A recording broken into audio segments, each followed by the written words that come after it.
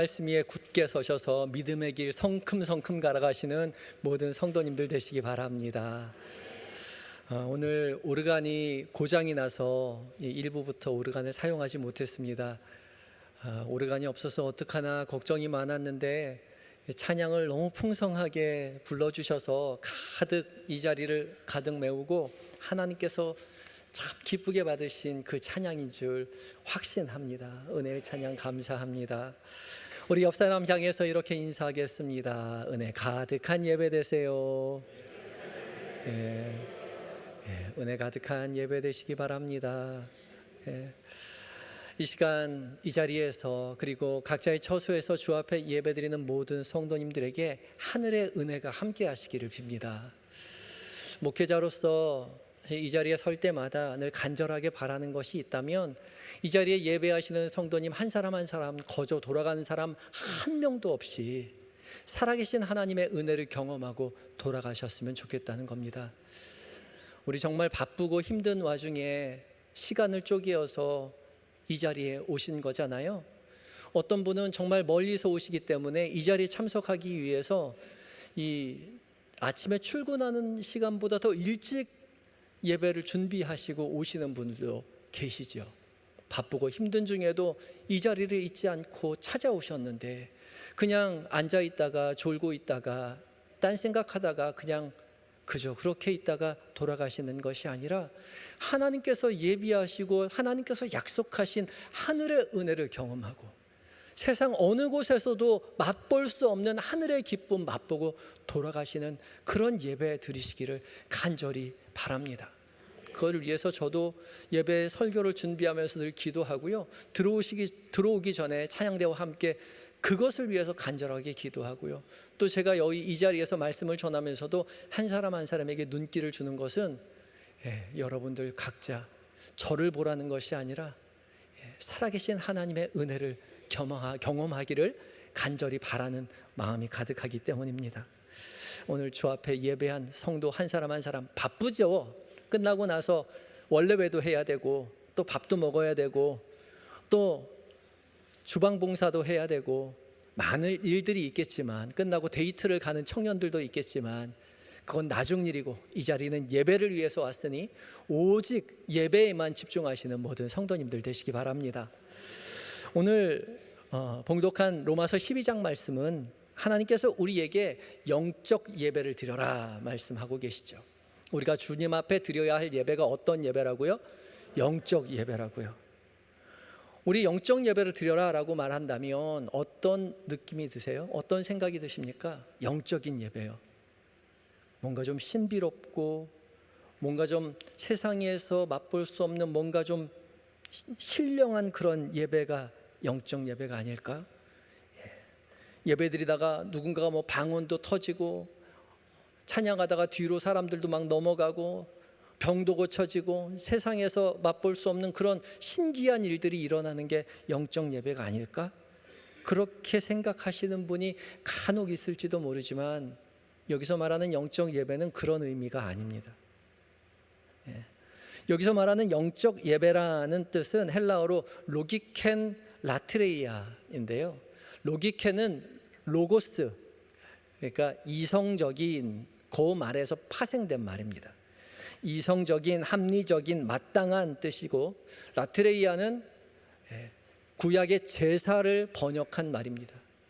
그러니까 이성적이고 합리적이고 마땅한 제사를 드려라 그렇게 말하는 것이죠. 물론 여기서 이성적이라는 말은 우리가 지금 통용하고 있는 이성적으로 생각해 합리적으로 판단해 라고 말하는 그런 의미를 조금 넘어선 말입니다. 헬라 문화권 가운데 이성적이라는 말은 물질과 대변되는 고등적인 인간만이 가지고 있고 인간만이 누리는 특별한 특질인 거죠. 물질은 악하고 물질은 하등하고 이성은 고등하고 월등하다. 그렇게 고차원적이라고 이해했던 것이죠. 그래서 여기서 이성적이라는 로기켄이라는 말은 영적인 말과도 상응하는 단어이기도 합니다. 그래서 영적 예배를 드려라 그렇게 번역을 한 것이죠. 그런데 이 영적 예배는 우리가 생각한 대로 신비한 무언가가 일어나는 제사가 아니라 물질적인 수준을 넘어서는 뭔가 조금 더 고차원적이고 깊은 차원의 제사를 드려야 한다라는 말이죠. 그렇다면 이 영적 예배란 말이요, 이 물질적인 것을 넘어서는 좀 고차원적인 제사라는 것이 어떤 것을 의미하고 있는 걸까요? 그렇다면 그런 영적 예배라는 것은 우리가 어떻게 드릴 수 있을까요? 그런 마음 가지고 오늘 본문을 조금 더 깊이 살펴보며 은혜를 나누려고 합니다. 첫 번째, 영적 예배라는 것은요, 우리의 삶을 주님께 드리는 것을 말합니다. 뭐라고요? 따라해 볼까요? 시작. 우리의 삶을 주님께 드리는 것이요. 1절 말씀을 함께 봉독하겠습니다. 1절 말씀입니다. 시작. 그러므로 형제들아, 내가 하나님의 모든 자비하심으로 너희를 권하노니 너희 몸을 하나님이 기뻐하시는 거룩한 산 제물로 드리라. 이는 너희가 드릴 영적 예배니라. 아멘. 12장 1절을 첫머리 시작할 때 그러므로라고 시작하고 있습니다. 그러므로는 결론에 해당되는 말이죠. 이 결론, 그러므로는 뭐에 대한 결론이냐? 로마서 1장부터 11장까지에 이르는 앞선 장을 전체를 통괄하는 말입니다. 로마서는 1장부터 16장까지 되어 있는데 1장부터 11장까지는 교리적인 부분을 설명하고 있고 12장부터 15장까지는 실천적인 부분을 설명하고 있고 나머지 16장은 끝 인사로 이루어져 있습니다. 그러니까 12장 1절은 이제 실천적인 부분이 첫머리인 거죠. 여태까지 바울은 로마서 1장부터 11장까지를 통해서 교리적인 부분을 자세하게 설명해 놓았습니다. 그 교리적인 부분의 핵심이 무엇입니까? 이신층이요. 이신층이가 무엇이죠? 오직 믿음으로 의롭게 된다는 거예요. 오직 믿음으로만 의롭게 된다는 사실을 1장부터 11장까지 열심히 설명해 놓았어요. 예수님께서 하나님의 아들이신 독생자이신 예수님께서 우리를 위해서 화목제물이 친히 되셔서 우리를 위해 십자가에 달려 돌아가시고 우리의 죄를 다 짊어지시고 죽어주셨죠. 그 사실을 믿는 자마다 구원을 얻게 되었다는 거죠. 그것이 이신층인입니다. 그리고 나서 그러므로입니다. 하나님 예수님께서 십자가에서 피를 흘려 죽으심으로 화목제물이 되셔서 우리의 죄를 다 사해 주셨다는 거죠. 다 이루었습니다. 예수님께서 다 이루었노라 하고 말씀하셨죠. 그러므로 이제 제물을 죽여서 피를 흘려서 드리는 제사는 더 이상 필요 없는 거죠. 더 이상의 죽음은 필요치 않습니다. 그러니까 이제 피를 흘려서 죽은 제물로 드리는 제사는 더 이상 필요 없으니 이제는 더 깊은 차원, 더 높은 차원의 제사를 드려야 된다는 것입니다. 그것이 영적 예배인 거죠. 그것이 무엇입니까? 너희 몸을 하나님이 기뻐하시는 거룩한 산 제물로 드리는 것입니다. 너희 몸을 하나님이 기뻐하시는 거룩한 산 제물이요, 거룩한 살아있는 제물로 우리 몸을 드린다고 말합니다. 산채로 드린다는 거예요. 거룩하게 구별된 삶으로 하나님 앞에 드린다는 것이죠. 거룩한 일상을 살아내서 하나님께 드려지는 것이 영적 예배라는 것입니다. 우리의 삶, 우리의 일상을 하나님 앞에 내어 드리는 것, 그것이 우리가 드릴 영적 예배인 것이죠. 이제 더 이상 피로 사람을 죽여서 그리고 짐승을 죽여서 신에게 제사하는 그런 제사는 필요 없습니다. 예수님께서 자신의 모든 몸을 희생하여 우리의 모든 죄를 이미 사하셨으므로 이제 우리에게 남겨진 제사는 그보다 더 고차원적인 물질이 아닌 우리의 삶으로 드려지는 제사, 예배가 되어야 한다는 것이죠. 그것이 우리가 드려야만 하는 영적 예배입니다. 그렇기 때문에 우리가 드릴 영적 예배는 이곳 예배당이 아니라 이 예배당 문턱을 넘어서는 순간 시작됩니다. 왜요? 우리의 일상의 삶으로 드리는 예배이기 때문에 그렇습니다. 예배 끝나고 엘리베이터에 줄 서는 그 자리부터 시작되고요, 6층 올라가서 식당에서 밥 먹기 위해서 줄 서는 그 자리에서 우리의 영적 예배가 시작된다는 겁니다.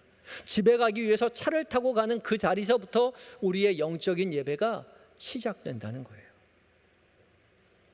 우리의 삶이 예배가 되는, 우리의 삶의 모든 일상을 주님 앞에 드려지는 예배, 그것이 우리에게 필요한 것이죠. 이 영적 예배가 성도 여러분들에게 부담이 아니라 기쁨으로 다가오기를 예수 그리스도의 이름으로 축복합니다. 우리의 일상을 주님 앞에 드린다는 거예요. 그것이 마음으로는 참 기쁨이라고 고백은 할 수 있겠는데 현실적으로 그렇게 생각하지 못할 때가 많이 있죠. 머릿속으로는 기쁨이라고 되뇌이지만 현실 속에는 부담으로 가득 차 있습니다. 우리의 삶의 전부를 주님 앞에 드린다는 거예요. 어떻게 하면 우리의 삶의 전부를 주님 앞에 드리는 것이 기쁨이 될 수 있을까요? 우리의 일상을 주님 앞에 드리는 것이 어떻게 하면 우리에게 기쁨으로 남을 수 있을까요? 제가 좋아하는 찬양이 있는데 좀 오래된 찬양인데 여러분들도 다 아시리라고 생각하는 찬양입니다. 그 가사는 이렇습니다. 저 푸른 초원 위에 그림 같은 집을 짓고 사랑하는 우리님과 100년 살고 싶어. 다 아는 찬양이죠? 예, 다 아는 찬양입니다. 저 푸른 초원 위에 그림 같은 집을 짓고 사랑하는 우리님과 100년 살면 참 좋을 것 같지만 현실은 그렇지 않아요. 굉장히 불편합니다. 초원 위에 그림 같은 집을 지으면요, 벌레도 많고요, 풀도 많이 자라고요, 뱀도 나와요, 마트도 멀고요, 택배도 안 온답니다. 얼마나 불편한지 몰라요. 그런데 저 푸른 초원 위에 그림 같은 집을 짓고 사랑하는 우리님과 100년 살고 싶다고 고백하는 그 기쁨이 왜 기쁩니까? 사랑하는 우리님과 그 자리에 있기 때문에 그렇죠. 사랑하는 우리님이 그 집에 계시기에 그 집의 일상이 행복으로 가득 찼다는 겁니다. 이 찬양 제목이 뭐예요? 예, 다 아시는 찬양이잖아요. 예, 남진의 님과 함께예요. 한 글자 빠졌어요. 주님과 함께입니다. 주님과 함께 있는 어디든지 그것이 기쁨이 될 수 있다는 거죠. 행복이 될 수 있어요. 주님과 함께라면. 저 푸른 초원 위에 그림 같은 집을 짓고 사랑하는 우리 주님과 100년 살 수 있다니까요. 우리의 일상이 부담이 아니라 기쁨이 되는 유일한 비결은 우리가 주님을 사랑하는 데 있어요. 사랑하는 우리 주님이 우리 곁에 계시다면 우리의 일상도 기쁨으로, 부담 없이 기쁨으로 하나님 앞에 예배함으로 드릴 수 있다는 거죠. 아멘이십니까? 아멘입니다. 우리가 주님을 사랑할 때 우리의 모든 일상은 기쁨으로 가득 찬 영적인 예배로 채워질 것입니다. 그러나 우리가 주님을 사랑하지 못한다면요, 우리의 일상은 기쁨이 아니라 걱정으로 가득 차겠죠. 주님이 우리와 함께 하시는데 주님이 우리를 감시하고 있는 거예요. 얼마나 걱정이 가득합니까? 하나님 뜻대로 살아가나 못 살아가나, 죄 짓나 안 짓나 항상 감시하고 있는 주님을 생각해 보세요. 얼마나 부담스러워요. 거기는 천국이 아니라 지옥인 거죠. 아니요, 우리 주님을 사랑해 보세요. 우리의 모든 일상이 기쁨으로 가득 찬 영적인 예배로 충만해질 것입니다. 우리 회사로 가는 출근길에 주님을 사랑한다고 고백해 보세요. 주님 사랑합니다. 불러보세요. 설거지 하다가요, 갑자기 뜬금없이 주님 사랑합니다. 그렇게 말해보세요. 그 순간 차 안이요, 설거지하는 그 자리, 부엌이요, 천국으로 변한다니까요. 해보셨어요? 해보시라고요. 해볼까요? 우리 같이 한번 고백해 보겠습니다. 주님 사랑합니다.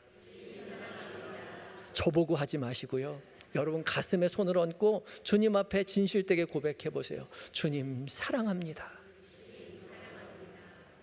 주님의 사랑을 우리가 입술로, 마음으로, 영으로, 전 존재로 고백할 때 우리의 일상이 어디에 있든지 그곳은 천국으로 변할 것입니다. 그 은혜가 여러분들에게 있었으면 좋겠습니다. 그리하여서 여러분의 일상의 모든 자리가 영적인 예배로 가득 차는 축복이 오늘 예배하는 모든 성도님들에게 함께 하시기를 예수 그리스도의 이름으로 축복합니다. 두 번째로요, 영적 예배라는 것은요, 우리의 일상의 삶에서 하나님의 뜻을 분별하는 것입니다. 함께 해볼까요? 시작. 일상의 삶에서 하나님의 뜻을 분별하는 것이요. 2절 말씀을 함께 봉독하겠습니다. 2절입니다. 시작. 너희는 이 세대를 본받지 말고 오직 마음을 새롭게 함으로 변화를 받아 하나님의 선하시고 기뻐하시고 온전하신 뜻이 무엇인지 분별하도록 하라. 아멘. 이 2절 말씀은 1절의 영적 예배를 쭉 서술해서 풀어서 설명해 놓은 것입니다. 이 세대를 본받지 말고 오직 마음을 새롭게 함으로 변화를 받아 하나님의 선하시고 기뻐하시고 온전하신 뜻이 무엇인지 분별하라 말씀하고 계시죠. 이 분별하다라는 헬라어 도키마조는 불에 넣어서 시험해 보는 겁니다. 진짜인지 가짜인지 살펴보는 거예요. 면밀히 관찰하다, 철저하게 살핀다, 그런 의미를 가지고 있는 말이 분별하다는 것입니다. 그러니까 하나님의 선하시고 기뻐하시고 온전하신 뜻이 무엇인지 철저하게 면밀히 자세하게 살펴보라는 것입니다. 우리의 삶을요. 어떻게 하면 주님 기뻐하시는 뜻을 잘 분별할 수 있을까? 우리가 열심으로 분별해야 한다는 것이죠. 이 세대를 본받을 것이 아니라 마음을 새롭게 함으로 변화를 받으면 이 일을 할 수 있다 말씀하고 계시죠. 우리 한글 성경에는 잘 드러나 있지 않지만 헬라어 성경에는 이게 문법적으로 not A but B, 그래서 A가 아니라 B다 이런 식으로 되어 있습니다. 그러니까 이 세대를 본받는 것이 아니라 오직 마음을 새롭게 해라, 그렇게 말하고 있는 거예요. 이 세대를 본받는다라는 것은 겉모습을 따라한다는 것입니다. 이 세상의 겉모습을 따라간다는 거예요. 겉모습 따라보고 따라서 세상 사람들이 하는 대로 그냥 흉내내면서 살아가지 말라는 것입니다. 왜요? 우리는 세상을 섬기는 사람이 아니라 하나님을 섬기는 하나님의 자녀이기 때문에 그렇죠. 오늘 복음서인 마태복음 16장 13절부터 20절까지가 그것을 강조하고 있습니다. 오늘 읽은 마태복음 16장 13절부터 20절까지는 아주 유명한 말씀이죠. 베드로의 신앙 고백입니다. 예수님께서 너희는 나를 누구라 하느냐 얘기했을 때 베드로가 주는 그리스도시요 살아계신 하나님의 아들이시니이다 라고 말했을 때 예수님께 칭찬을 받았습니다. 우리 너무나 잘 알고 있는 고백이에요. 그런데 중요한 것은 이 고백이 어디서 이루어졌느냐가 중요합니다. 13절 말씀을 함께 봉독하겠습니다. 13절이래. 시작. 예수께서 빌립보 가이사랴 지방에 이르러 제자들에게 물어 이르시되 사람들이 인자를 누구라 하느냐. 예수님께서 이전에는 갈릴리에 계셨었는데 갈릴리에서 제자들을 데리고 빌립보 가이사랴 지방으로 가십니다. 이 빌립보 가이사랴 지방은 갈릴리에서 위쪽으로 한 40여 킬로 떨어진 곳인데 헬몬산 기슭에 있습니다. 그곳은 특별히 염소신을 섬기는 판 제단이 화려하게 있는 곳입니다. 우상 숭배가 가득한 곳이기도 하고요. 이곳을 헤롯 빌립이 로마 황제였던 가이사랴에게 바친 곳이기도 합니다. 황제의 신전을 크게 건립을 해서 케사르에게, 가이사랴에게 바쳤죠. 그리고 그곳 이름을 자신의 이름 빌립과 로마 황제 이름 가이사랴를 따서 빌립보 가이사랴라고 그 지역 이름을 바꾸어 버렸습니다. 그러니까 이 빌립보 가이사랴는 우상 숭배가 가득하고 황제 숭배가 가득한 그곳입니다. 그곳에 굳이 예수님께서는 제자들을 이끌고 가셔서 너희는 인자를 누구라 하느냐 물어보고 계셨던 것이죠. 그러니까 이런 그 장소에서 베드로는 주는 그리스도시요 살아계신 하나님의 아들이십니다라고 고백했던 것입니다. 지금의 비유로 들으면 BTS 콘서트장에서 누구를 좋아하니 가수 누가 좋아하는 가수가 누구니라고 말한 것과 흡사매한 가지인 거예요. 그렇다고 해서 BTS가 우상이란 말은 아닙니다. 그렇게 생각하시면 안 돼요. 비유라는 거죠. 거기 있는 사람들 모두가 염소를 섬기기 위해서, 우상을, 황제를 섬기기 위해서 많은 사람들이 몰려드는 그 자리요, 그 자리에 굳이 예수님께서 데려가셔서 너희는 나를 누구라 하느냐 물어보신 것이죠. 우리 예배당에서는 주는 그리스도시여 살아계신 하나님의 아들이라고 우리도 입술로 고백할 수 있죠. 그러나 장소가 중요하다고 말씀드렸죠. 우리의 영적 예배는 이 자리가 아니라 삶의 자리요, 세상 한복판에서 고백되어야 하는 것이죠. 드려져야 하는 것입니다. 세상 한복판에서 주는 그리스도시요 살아계신 하나님의 아들이라고 입술로, 영으로, 우리의 삶으로 고백하며 살아가야 한다는 것이죠.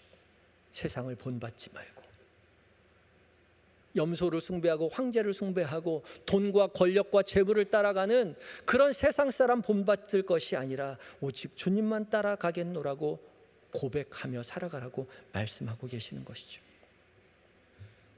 이 일은 마음을 새롭게 함으로 변화를 받으면 가능하다고 말씀하고 있는데, 이 새롭게 한다는 이 단어가요 굉장히 독특한 단어입니다. 일반 이 책에서 나오지 않고 성경에만 2번 나오는데, 여기 말고 디도서 3장 5절에 딱 한 번 더 사용된 단어입니다. 한번 읽어볼까요? 시작. 우리를 구원하시되 우리가 행한 바 의로운 행위로 말미암지 아니하고 오직 그의 긍휼하심을 따라 중생의 씻음과 성령의 새롭게 하심으로 하셨나니. 오직 마음의 새롭게 함으로 변화를 받는, 마음이 새롭게 되는 유일한 방법은 성령의 새롭게 하심이라는 거죠. 성령 하나님이 우리 마음 가운데 찾아오실 때 우리는 비로소 새롭게 된다는 것이죠. 올해 우리의 표어가 무엇입니까? 우리를 새롭게 하소서. 새롭게 하소서, 주님 앞에 청유형이죠. 간구하는 것입니다. 우리 스스로 새롭게 되기 위해서 노력할 수 있는 것이 아니에요. 우리 안에 성령 하나님이 함께 하셔서 성령님께서 우리를 새롭게 하셔야 우리가 새로워질 수 있는 것이죠. 우리는 그저 우리를 새롭게 하시는 성령 하나님 앞에 우리의 존재를 내어 맡기는 것입니다. 그때 비로소 성령 하나님은 우리를 새롭게 하시고, 새롭게 된 우리가 믿음의 길을 걸어가며 주께서 무엇을 원하시는지, 하나님의 선하시고 기뻐하시고 온전하신 뜻이 무엇인지 자세하게 철저하게 분별하며 살아갈 수 있는 것이죠. 그것을 주께서 우리에게 말씀하고 계십니다. 어디에서요? 우리 일상의 삶의 자리에서. 교회가 아니라 우리의 모든 일상의 삶의 자리에서 성령 하나님의 변화, 새롭게 하심을 통해서 매일매일 하나님이 기뻐하시는 것이 무엇인지 분별하여서 그것을 선택하며 살아가는 것입니다. 우리가 어떻게 하면 그런 일들을 할 수 있을까요? 어떻게 하면 그렇게 분별하는 삶을 살아낼 수 있을까요? 사랑하면 됩니다. 또 사랑이 답입니다. 그저 사랑이 답인 거예요. 왜냐하면 사랑을 주시기 위해서 우리에게 이 땅 가운데 예수님께서 오셨기 때문에 그렇죠. 사랑만이 자기의 것을 포기하면서도 기뻐하며 상대방의 것을 선택할 수 있죠. 사랑만이 그것을 가능하게 합니다. 나는 짜장면을 좋아하는데 상대방이 스파게티를 좋아하니까 스파게티를 먹으면서 매일 기뻐할 수 있는 것이 사랑입니다.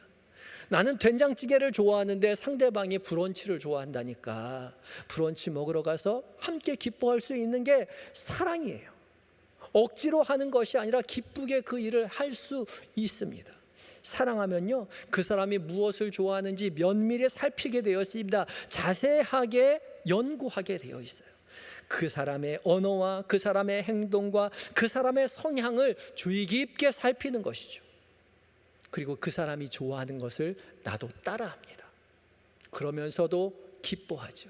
자신의 것을 포기했음에도 불구하고 기쁨으로 가득 찹니다. 왜요? 사랑하기 때문에 그렇죠. 주께서 그렇게 하셨지요. 세상의 모든 것을 다, 천지 만물을 창조하신 하나님께서 모든 것을 포기하시고 우리에게 모든 것을 내어주셨습니다. 왜요? 사랑하셨기 때문에. 우리를 사랑하셨기 때문에 모든 것을 포기하시면서도 기쁨으로 그것을 선택하셨다는 거죠. 그리고 그것을 우리에게 간구하고 계십니다. 내가 너희를 위해서 모든 것을 내어준 것처럼 너희도 모든 것을 내어 나의 기뻐하는 것을 선택해달라 말씀하고 계시는 것입니다. 우리의 선택은 사랑에 기인해야 합니다. 율법이 아닌 사랑으로 우리는 하나님이 기뻐하시는 것이 무엇인지 선하고 기뻐하시고 온전하신 뜻, 그 뜻이라는 것은 하나님이 원하시는 것이라는 것입니다. 그 원하시는 것을 선택하며 살아가는 것입니다. 하나님의 뜻을 분별하며 행하는 핵심은 여전히 사랑에 있습니다. 결국 우리가 주 앞에 드려야 하는 영적 예배라는 것 무엇입니까? 우리의 일상의 자리에서 주님을 사랑하는 마음을 가지고 우리의 사랑을 주님 앞에 고백하고 주께서 기뻐하시는 그 선택을 사랑으로 우리도 선택해 가며 살아가는 것입니다. 그때 비로소 우리는 하나님께서 기뻐하시는 영적 예배를 주 앞에 드릴 수 있는 것이죠. 그런 은혜가 우리에게 있어야 할 것입니다. 그런 의미로 다시 한번 우리 연습해 볼까요? 주님 사랑합니다. 주님 사랑합니다. 이 자리가 아닌 여러분의 일상의 모든 자리에서 생각날 때마다 주님, 나도 주님을 사랑합니다. 주님, 나도 주님을 사랑합니다. 마음으로 고백하셔서 우리의 모든 일상이 영적 예배로 가득 차는 그 복을 누리시는 한영의 모든 성도님들이 되시기를 예수 그리스도의 이름으로 축복합니다. 다 같이 기도하시겠습니다.